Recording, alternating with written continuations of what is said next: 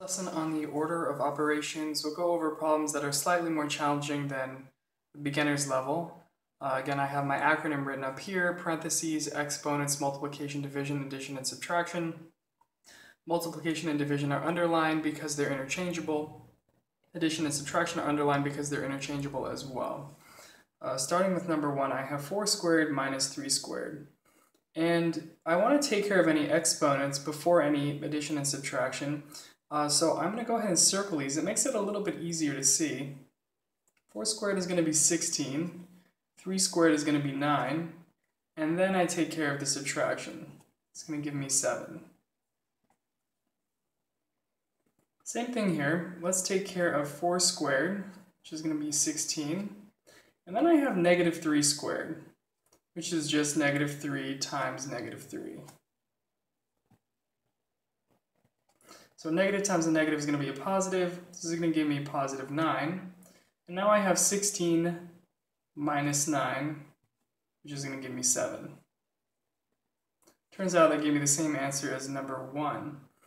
Moving on to number 3, following the acronym PEMDAS, I'm going to take care of whatever's inside the set of parentheses first. 13 minus 5 is going to give me 8.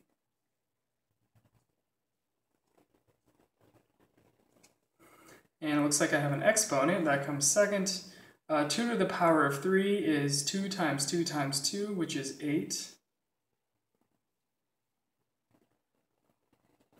And now I have division and subtraction.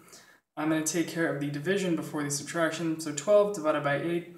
I can reduce this to 1.5. I'm going to write it as a decimal, or you can leave it as 3 over 2 if you'd like. So 8 minus 1.5 is going to give me 6.5. I have 2 sets of parentheses in number 4. So again, I'm going to take care of the innermost set of parentheses first. 5 minus 3 is going to give me 2.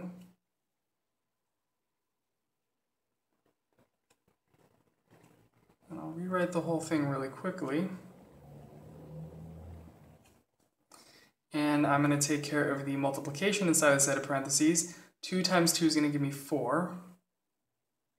And I still have the 7 and the minus sign there.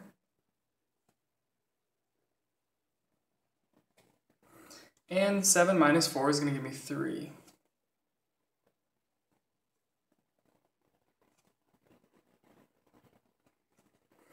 I've taken care of all the operations inside the set of parentheses. I have 3 squared, so I don't do any subtraction. 3 squared is going to give me 9. So this problem is now going to look like this. 8 plus 2 times 3 minus 9. I have multiplication right here. 2 times 3 is going to give me 6. And now this should be pretty easy. 8 plus 6 is going to be 14. Minus 9 is going to give me 5. Moving on to number 5. This seems a little bit confusing, but as long as we just stick to PEMDAS, things should be fine. I go into the innermost set of parentheses and take care of this operation first. 8 minus 2 is 6.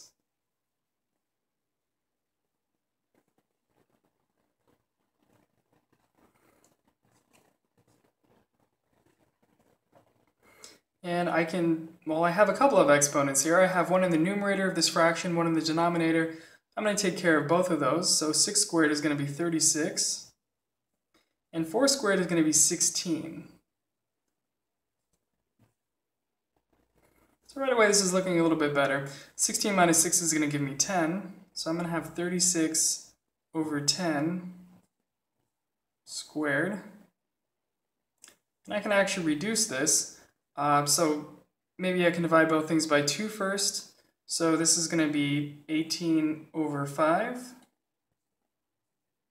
squared. So 36 divided by 2 is going to be 18. And 10 divided by 2 is going to be 5.